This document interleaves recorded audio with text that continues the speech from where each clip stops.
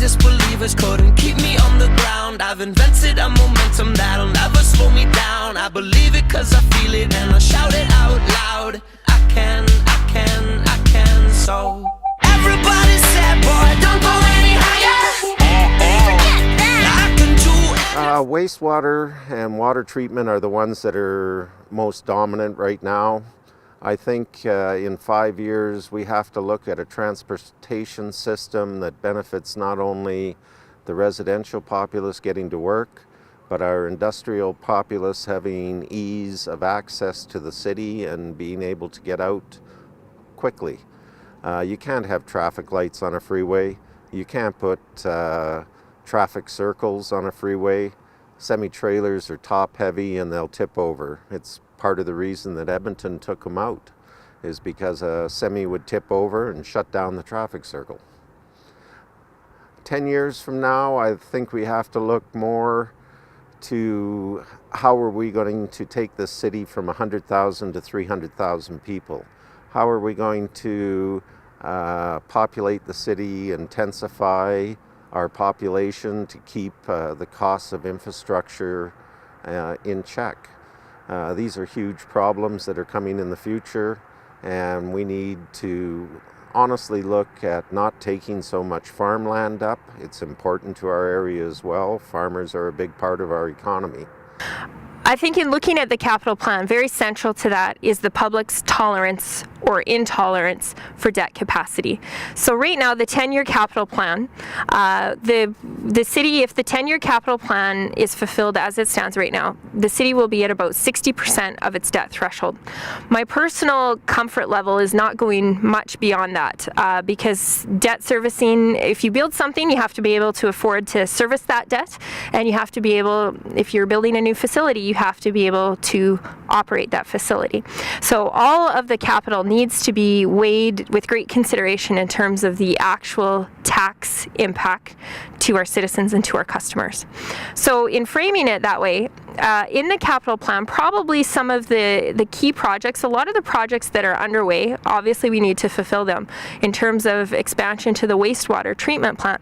Those have significant capital impact on our utility customers, so we need to follow through on those key nuts and bolts types of capital projects.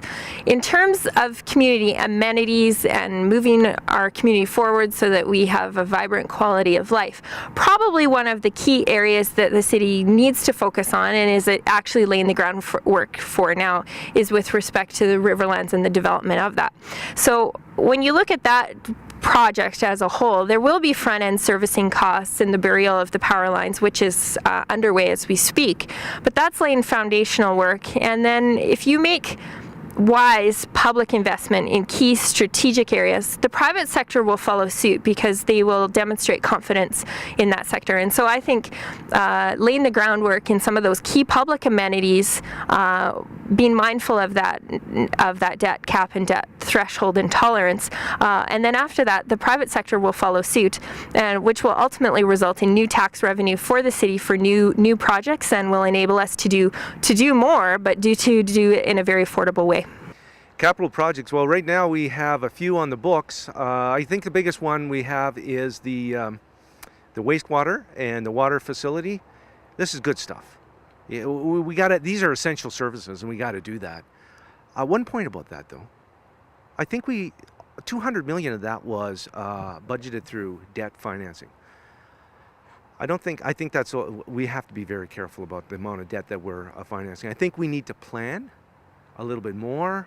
We need to know when this is coming and put money aside for it. And perhaps we have to go to other agents. Well, we have to go to partners like the provincial government to get that. There are other capital projects on the books. I think we need to do a thorough review of everything in progress. I'm not going to name them all off because the biggest one I did name to you. I think we need to review them. The new council has to look at this, understand them fully, and then understand if there's ways, perhaps, not to do it better, but assess where they're at, and perhaps there's things that we need to change and adjust. We'll have to look at the whole budget and see what the priorities are. That's a good question. I know there's Roads is a big part of our budget every year. We need to, they're very costly. So I know there's the Ross Street Taylor redesign, which I think we might need to hold off on or reconsider putting a lot of money into that. We already have an intersection there.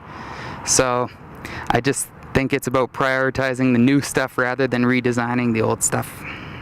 Certainly, we face challenges on the capital infrastructure front. We've seen funding from provincial and federal levels decrease over the years, and investment, much needed investment in water, wastewater, and transportation take the forefront. Hearing from people, they want investment in community amenities. That would include things like a 50-meter pool, a performing arts center, perhaps some soccer fields. I think we need to come together as a community and come up with a community vision on what we want to build, how we want to build it, and how we can work together to make it happen. Everybody said, boy, don't go any higher. I can do anything.